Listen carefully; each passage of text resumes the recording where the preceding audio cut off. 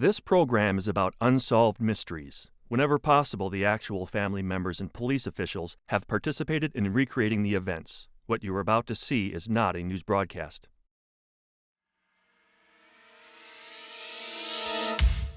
In 1977, outside Tucson, Arizona, a businessman was found shot in the back of the head. 13 years later, a computer draftsman died in a similar manner in Phoenix.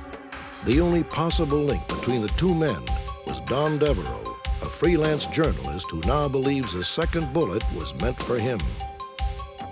In Rochester, New York, a brazen gang of thieves made off with nearly $11 million in a daring daylight robbery.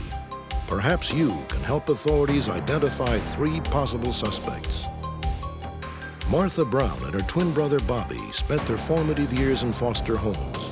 But when the twins were 6, the authorities decided to separate them, and Martha embarked on a search which has now spanned more than 3 decades. Also tonight, an important update. Thanks to our viewers, an alleged drunk driver wanted in the highway deaths of an elderly couple is now in custody. Join me for another edition of Unsolved Mysteries.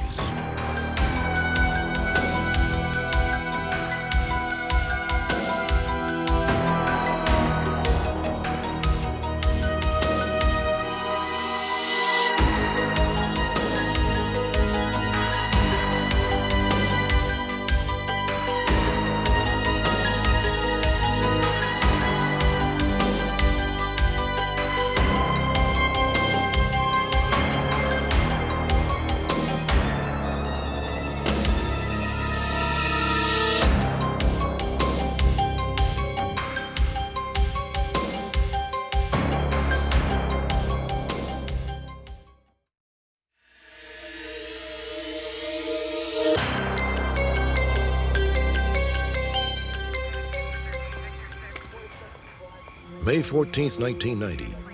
In Phoenix, Arizona, Doug Johnston, a computer draftsman, was found slumped on the front seat of his car.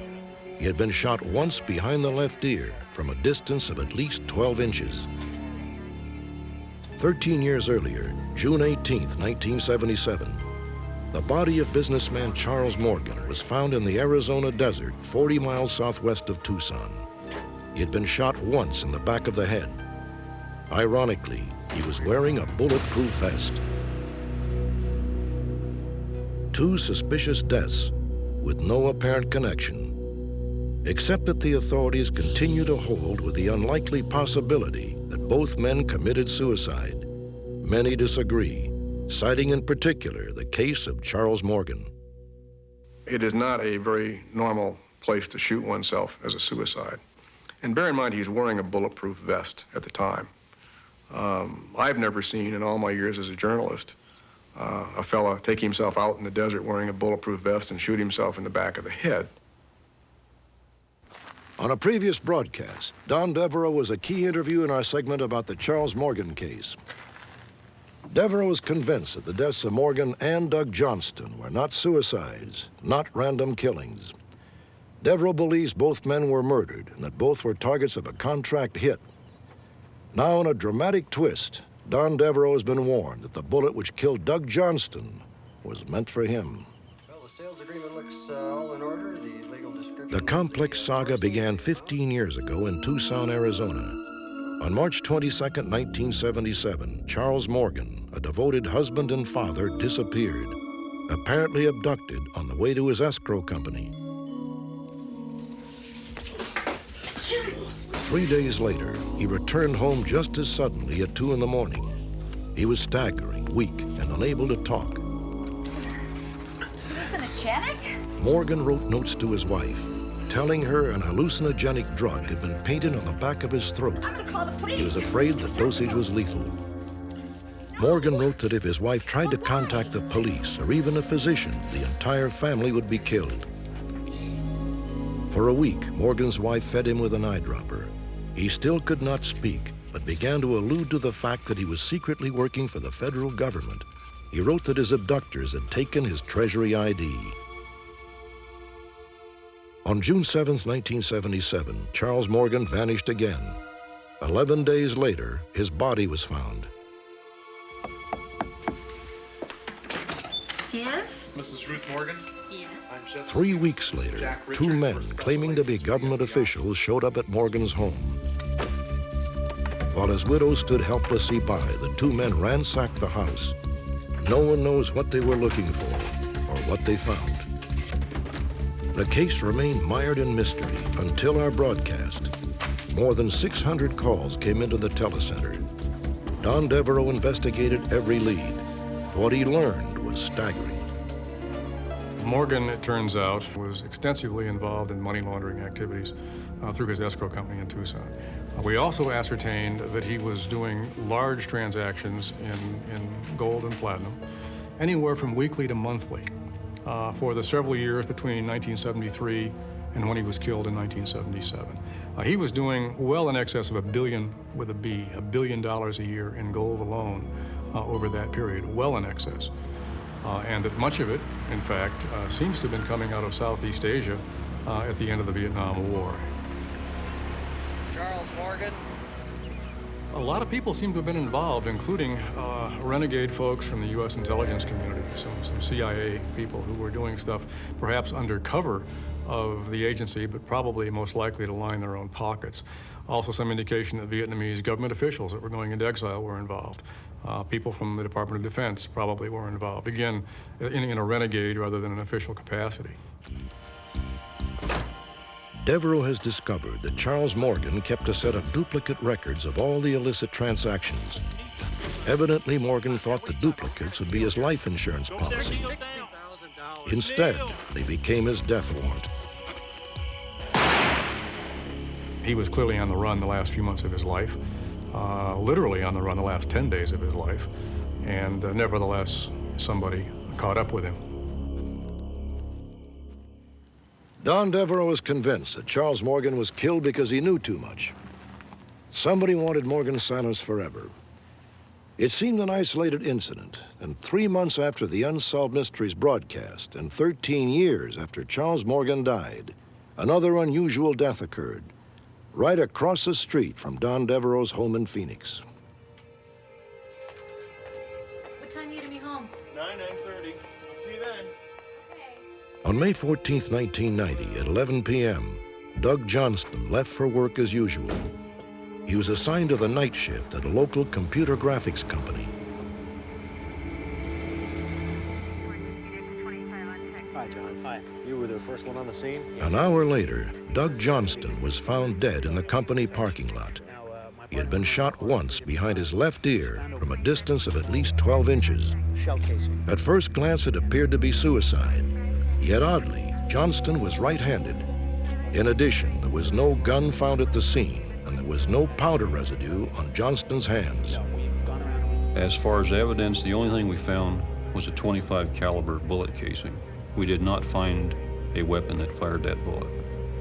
Our medical examiner determined that it was just as likely that the gunshot wound to the head could have been self-inflicted as it was as likely that another person had done that.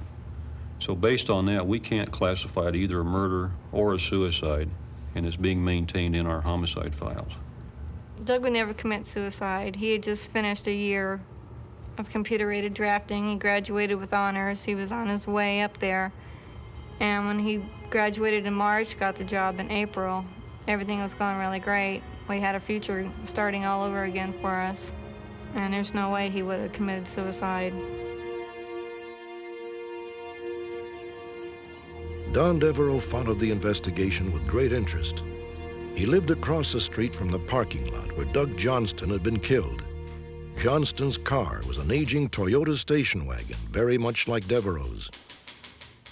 I contacted Phoenix PD within a few days of the Johnston shooting and told them that I was across the street, had a similar car, and was in fact working on a homicide case and some stuff that also involved some other substantial criminal activity at the time that Johnston was killed. The initial read I got from Phoenix PD was one of not really thinking that that had any bearing on the Johnston shooting. And so although I continued to track it for a while, over a period of time, I just sort of put it out of my mind. The year after Doug Johnston was shot, Don Devereaux was contacted by a writer from Washington, D.C. named Dan Casolaro. Devereaux agreed to share the information he had uncovered concerning Charles Morgan's illegal gold transactions. But before Devereaux could even mail his research, Dan Casolaro was dead. Casolaro was found in a hotel room with his wrist slashed deeply a dozen times. Police ruled the death a suicide, but to Don Devereaux and others, it seemed far more sinister. Dan Casolaro's brother is a doctor. The doctor tells us that Dan Casolaro was so squeamish that he was reluctant to allow his brother to prick his finger to do any kind of blood sample work on Dan over the years. I mean, that's squeamish about blood. Of all the ways that Dan Casolaro might have committed suicide, had he chosen to commit suicide, slashing his wrists a dozen times in a bathtub and dying in that manner seems to me the least likely of anything he could possibly have done. These guys don't offer much. They don't volunteer information. 6 months after Dan Casolaro's death, Devereaux had a shocking conversation with another journalist who said he had a warning from a highly placed source in the CIA. The word I got back was that they did think they were getting you when they got that guy. It was a botch job? Yes. And these are the exact words. There have been, and there still are, contracts out to kill you. Plural? That means contracts had been out there in the past. It's a shocker when somebody calls you up and says, you're about to be killed. Well, that doesn't mean it's going to happen tomorrow. My colleague told me that looked like I had a problem, that he understood from his CIA contact that whatever it was, it involved something I was looking at that had both CIA and organized crime dimensions, and that I could be in some real trouble, and to get my head down, maybe even get out of there for a while until he could figure out what was happening. It's on the street. People know that somebody's after you. Later, If I were two you, other I'd shave my sources, beard and one all from the that. CIA and one from Israeli intelligence, confirmed the death threats. It's just those guys I've got the problem with. Has Don Devereaux been targeted for murder because of his investigation into the Charles Morgan case? If so, then Doug Johnston may very well have been the innocent victim of a contract hit meant for Devereaux himself. His parking lot is right across the street from my parking lot. There's a one-digit difference in our numbers. I've gotten mail fairly frequently for the building across the street. He was driving a car much like my car. Somebody evidently was waiting for him in the dark. Must have known about where he would be pulling in and parking. And this was not just some random shooting. This was a shooting that had all the characteristics of a very professional killing. This was a single shot, 25 caliber, back of the left ear, very slick murder. I can't say for an absolute fact what happened to him. I wasn't there. I can simply say that on the basis of what I'm looking at and hearing, I think the odds on him having taken his own life are virtually non-existent. If Johnson was killed with a bullet that was intended for me, I feel terrible about it. And I feel very awful for his wife and family. There's so much evidence that these people were after Don instead of my husband. It wasn't a gang-related shooting or suicide or anything, and it all kind of fits together that they were after Don, and my husband just happened to be in the wrong place. 30-some metric tons a deal, that's $100 million deals. That's an awful lot of stuff. I suspect that the same network of people, mob people, intelligence community people that were involved in a lot of this 1970s activities that we're focusing on in terms of bullion, are probably still out there. I am not thrilled to think that there could be, quote, a high-level CIA official, close quote, who knows about this, who is not himself taking official actions to correct it. And clearly, if there are people in the U.S. government who know and disapprove of this sort of thing, then they damn well should get off their butts and do something about it. For those unfamiliar with the details, some of Don Devereaux's conspiracy theories about the mob Renegade CIA agents, smuggled gold, and contract hits may seem far-fetched. But the fact remains that Don Devereaux has tape recordings of a number of credible sources who have warned him that he is the next target.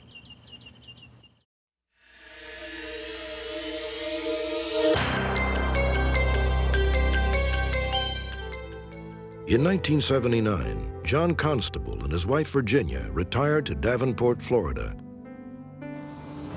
On March 3, 1991, the couple left their home to visit their only daughter, Linda, who lived in Jacksonville, 200 miles north. That same morning, 12 miles away, a man named James White got behind the wheel of his pickup truck. White, a house painter and handyman, had a long history of drunk driving arrests.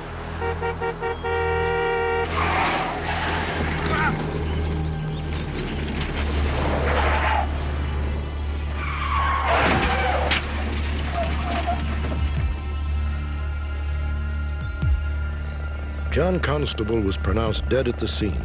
His wife, Virginia, died an hour later from massive internal injuries. The Florida Highway Patrol officer said that there had been an automobile accident and there was a fatality. I just remember asking which one. I never dreamed it would have been both of them. James White was transported to a nearby hospital. He suffered a fractured jaw, a broken ankle, and 3 broken ribs. Tests later revealed that at the time of the crash, White's blood alcohol content was twice Florida's legal limit. James White was eventually charged with 2 counts of DUI manslaughter and 1 count of driving under the influence. But just 3 days after the crash, White, assisted by his relatives, left the hospital and disappeared. His whereabouts remained a mystery until the night of our broadcast.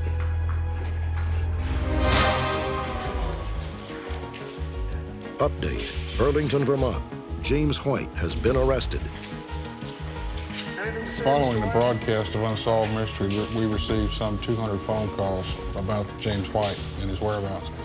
2 days after the Unsolved Mysteries broadcast, we got the phone call we were waiting on. James White was spotted by someone who had seen the program up in Burlington, Vermont. He was seen in a bar, and he was arrested and taken into custody up there. I was very glad to get him off the road, to think that he's not going to kill someone else. I think it's a terrible thing what he did. He should have stayed there, and he should have faced the music. Authorities come from. 2 weeks after he was captured, James White was returned to Florida, where he is scheduled to stand trial on all charges. White, who has 2 prior convictions for drunk driving, could receive a maximum sentence of 30 years in prison.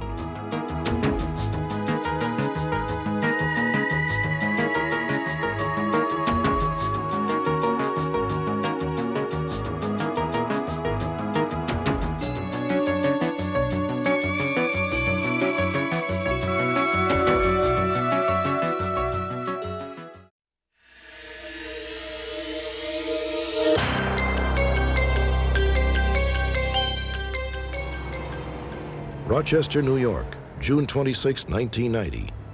At around 6:45 a.m., Armored Motor Services of America dispatched a transport for a scheduled delivery. Inside the truck was nearly $11 million in various denominations. The events you are about to see are based on an official police investigation. Just after 7 a.m., the armored truck made an unauthorized but not uncommon stop at a convenience store. A guard, whom we will call Mary Wilson, went inside the store while the driver, Albert Ranieri, waited in the truck. We stop there about once or twice a week and usually get about the same thing. And that morning, there was no one in there when I walked in. It was just me, and then a lady came in later on. And it was normal. While Mary Wilson was buying donuts and coffee, a daring assault was unfolding in full view just 100 feet away. Put your hands on the wheel! Look straight ahead! We'll all get home tonight.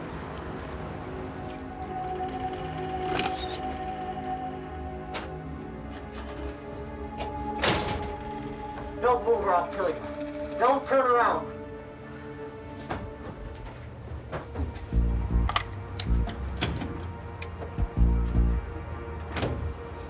Five minutes later, Mary Wilson returned to the truck, unaware that her partner was no longer in control.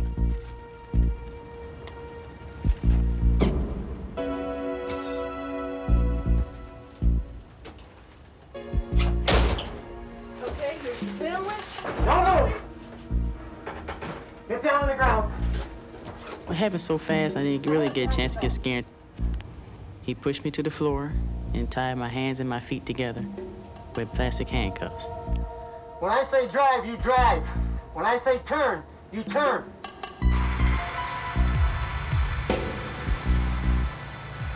Albert Ranieri was forced at gunpoint to drive to a secluded location 1.5 miles from the convenience store.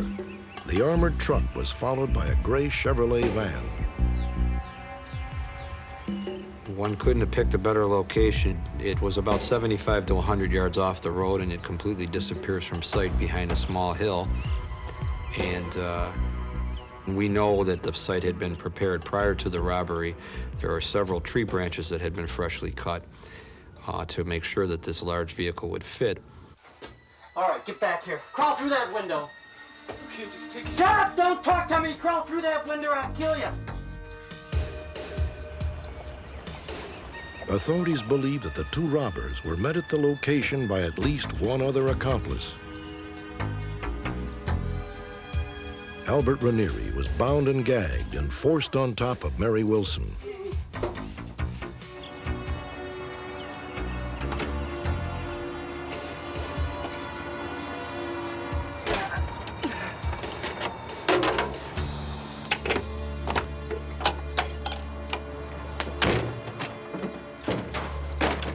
At that point in time, the vehicle is unloaded, and there's approximately 2,000 pounds of money there. One tray in particular was full of $100 bills. There was $1 million in hundreds. There was almost $8 million in 20s, and the rest was in a variety of other denominations. According to Wilson and Ranieri, there was little dialogue between the robbers. The money was transferred with brisk efficiency. This was a lot of money, so we believe that it took probably in the neighborhood of 5, maybe 10 minutes to offload that amount of bulk.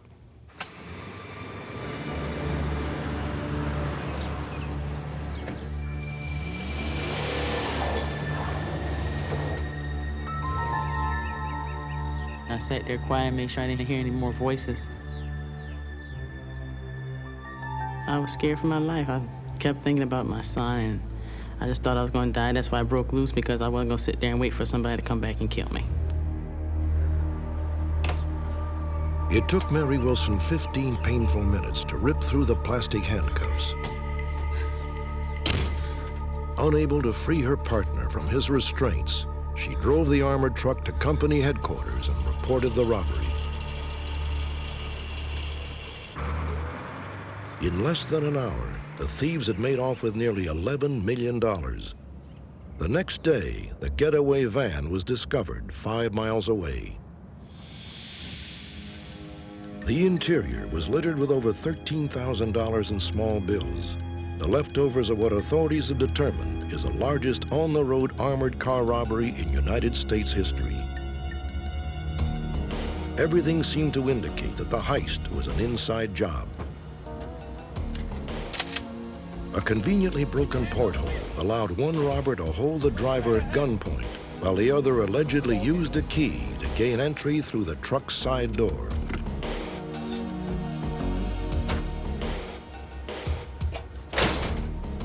Both gunmen wore clothing which was nearly identical to the uniforms worn by company employees.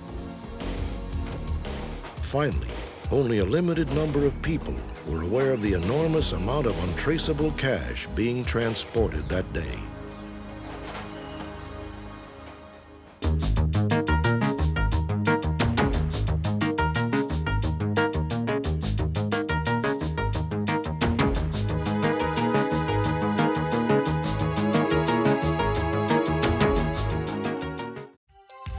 When we return, a woman needs your help to find her long-lost twin brother.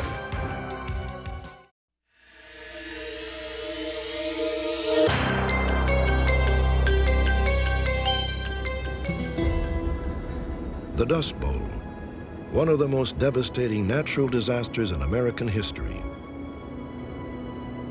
During the 1930s, years of relentless drought transformed the lush farmlands of Oklahoma, Texas, and the Midwest into a barren wasteland. Thousands of families were forced to abandon their ancestral homes, desperately searching for work. Uprooted and impoverished, many made their way west to California's fertile San Joaquin Valley. 15 years later, many still remained in the area as migrant farm workers, following the fruit and vegetable harvest from town to town. Ira and Dora Brown were typical Dust Bowl refugees. They had lost their farm in Oklahoma and never returned. By 1951, they had 4 children, and Dora was pregnant again.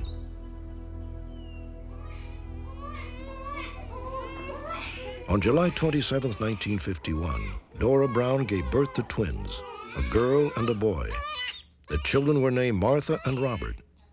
With 6 mouths to feed, the Browns felt they had no choice but to put the twins up for adoption. I think my parents gave me up out of their best interests, and they really couldn't afford us. I had a heart condition. I think my father finally reluctantly gave us up for adoption so I could get good medical treatment and get an education. Martha and Bobby were placed in California's foster care system. They were shuttled from one family to another, never knowing what it was like to live in a secure home. Finally, in 1956, when they were 5 years old, Martha and Bobby came to live with Alice and Arnold Breitler in Reedley, California. My name is Alice, and this is Arnold, and we're very happy to have you here. And in the house, we have some presents for you. Would you like to go inside and see them? All right, let's do that. Come on. I can see Martha and Bobby as they came to my door. They were so pretty and so cute, my first time to see them. And I really fell in love with them right away. And this is your room, and there's your doll, and there's your truck. Martha went right to the bedroom and grabbed the doll and just hugged it. And I thought that was very sweet of her. I didn't at the time realize that they hadn't had toys before. One more brush, is that okay? The social worker told us that they had been mistreated. And it took me 2.5 hours to get the dirt off of their bodies. Look at your ear. Martha, don't eat with your fingers, honey. Honey, don't eat with your fingers. Eat with your fork. That's They were so hungry, Bobby? and they just ate for a week. It seemed like we couldn't fill them up. You are a hungry boy. As the time went by, Martha would tell me things that the home that they had been in, a foster home, that they had to stand on the outside while the family ate their dinner. And then they would bring them in and give them beans. We were hungry when we got to the Breitlers, very malnourished. I have memories of Bobby and I going to the kitchen and sneaking out what food we could find. And it seemed to be a nightly ritual. We were so afraid of going hungry again.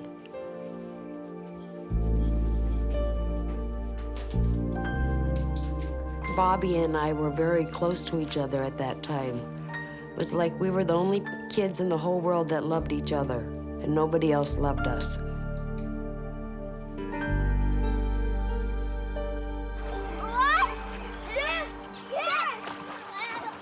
Years of severe neglect had taken a tremendous emotional toll on the twins, especially Bobby. Almost immediately, there was evidence of serious behavioral problems. one day they were playing out there in the backyard. I went out, and here Bobby was holding Martha's face right down in the water, and he wouldn't let her up. Bobby, stop that. Don't do that. Bobby, you're hurting Martha. You mustn't do that. I think Bobby loved his sister very much, but he also resented her. Go to your room. Right this minute. Now you go to your room. He'd be real sweet, and then he'd build himself up into these little fits like.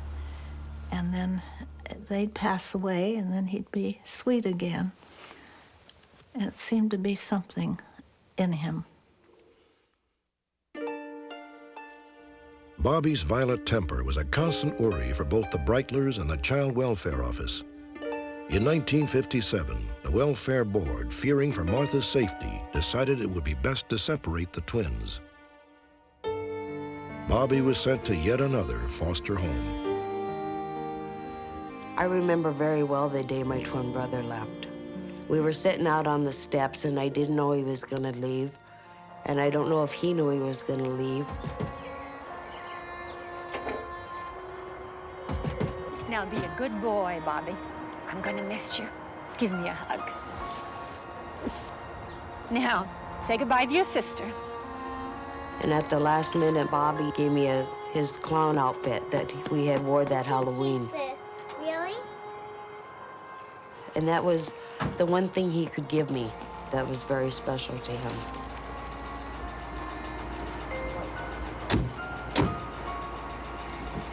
I miss my twin very, very much because it seemed like he was the only person in the whole world that really loved me.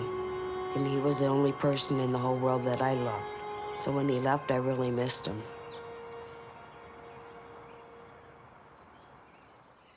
I felt so bad, and even to this day, I feel like I wish I hadn't sent him away. But, I mean, I'm sorry that they had me send him away. When the twins were 11, Bobby and his foster family moved out of the area. Martha and the Breitlers never heard from him again. In 1962, Martha was legally adopted by the Breitlers. After the death of her adoptive father, she and her mother moved to Ashland, Oregon. But Martha never forgot her twin brother. When she was 18, Martha made a special trip to the welfare office in Fresno, California. She learned that Bobby had been adopted and eventually obtained his address.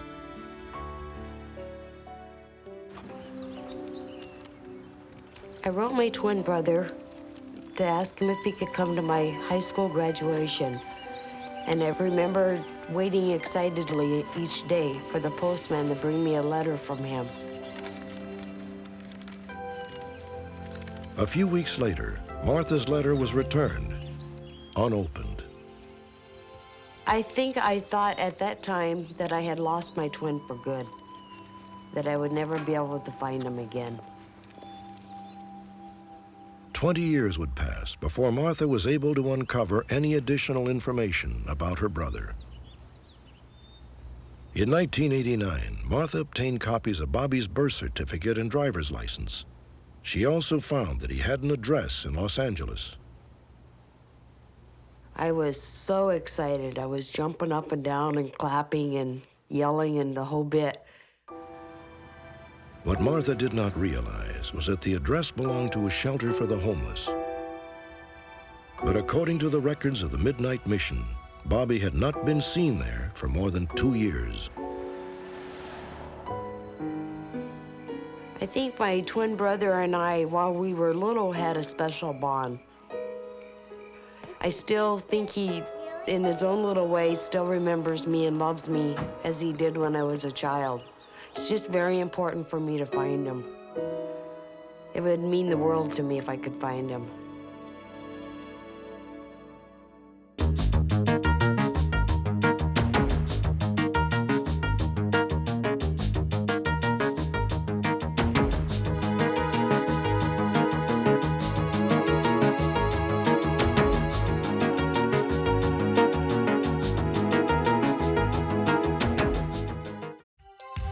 Next, a murder investigation is complicated by the victim's religious beliefs.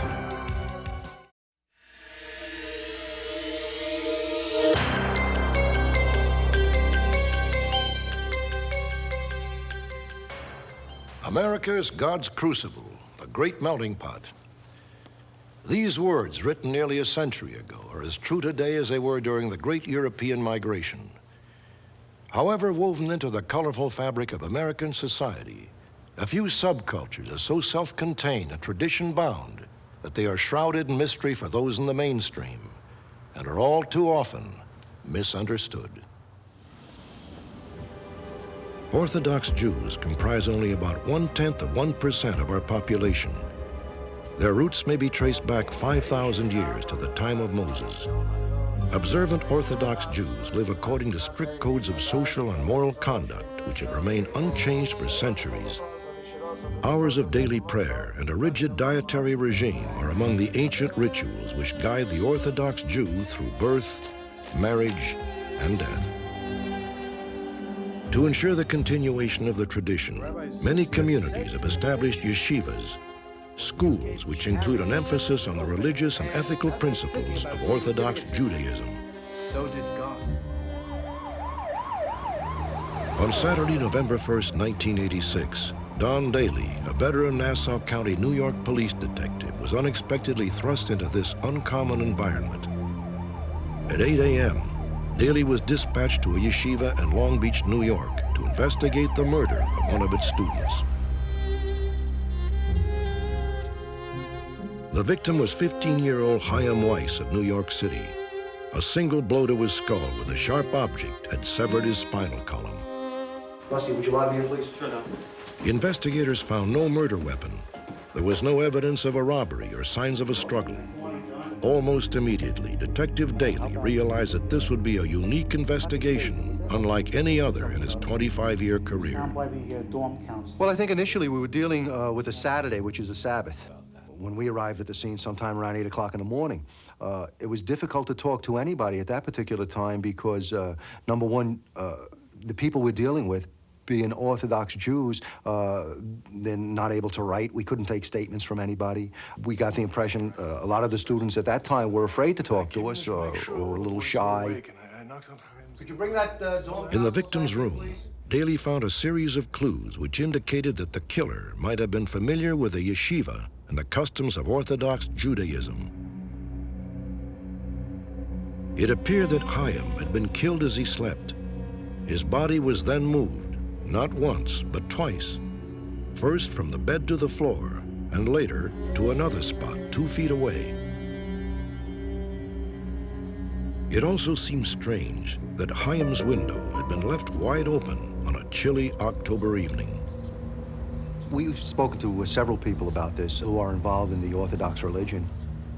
It would be customary in the religion to open a window or a door where the dead person would be to let the spirit out. It would also be customary for the body to be taken off the bed because the body should be at the lowest point and the coolest point being the floor compared to the bed. Another ritual would result in a third peculiarity. One of the rabbis asked to leave a memorial candle in the room, which would burn for 7 days. The crime scene was then sealed. However, 2 days later, another candle mysteriously appeared. No one in the school ever admitted to having placed it in the room. If they lit that candle as a gesture of sympathy or love for Chaim, why wouldn't they come forward and say that? That's certainly a good thing to do. Nobody came forward with that.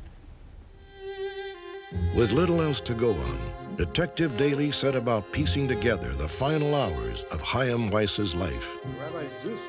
He learned that Chaim was an outgoing, likable teenager who was at the top of his class.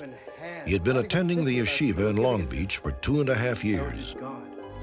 Chaim was loving, joyous, bright. As far as I know, at the yeshiva, Chaim had no problems that I can think of. He felt comfortable.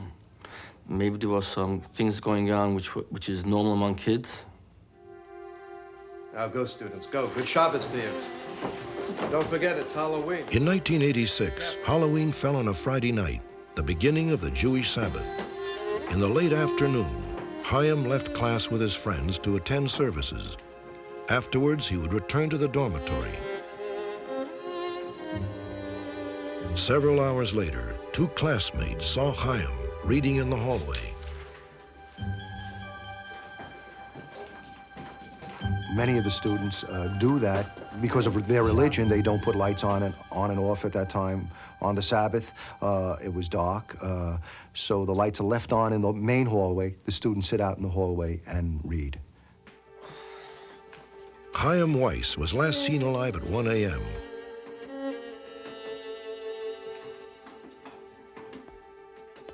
Police speculate that the killer might have known the layout of the dormitory and was probably aware that Chaim was one of only two students without a roommate. If somebody came up through that stairwell, those rooms were all occupied by students. Nobody heard anything unusual, no yelling or screaming. However, we did have one student who felt that he heard his door open up sometime during the night and then close again, but he assumed it was his roommate. There are a lot of questions that we haven't been able to answer.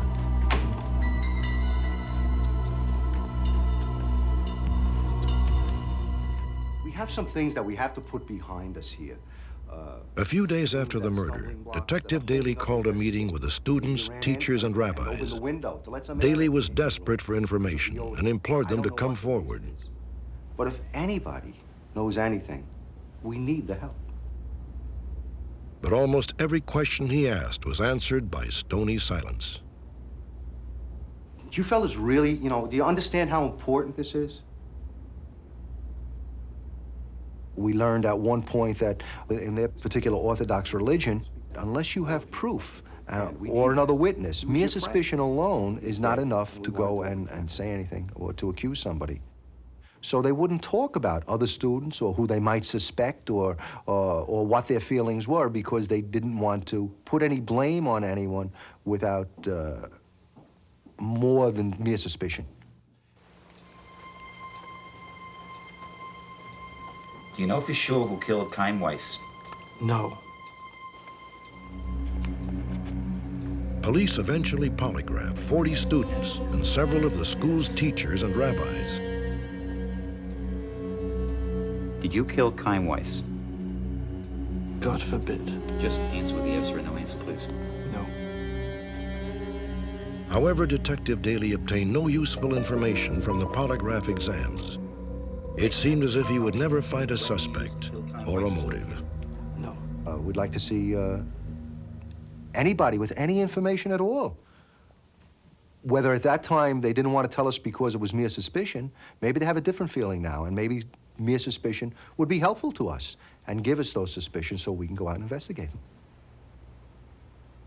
The not knowing makes it much more difficult for me to cope. Certain things I accept. My son's dead, but the murderer is still loose.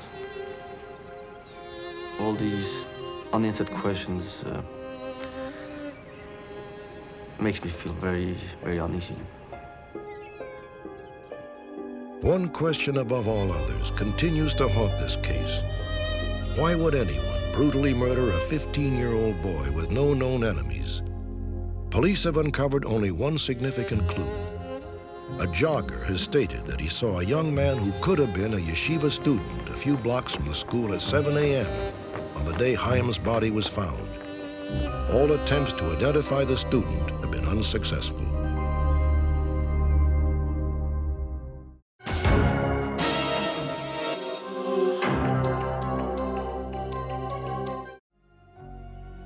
Join me next time.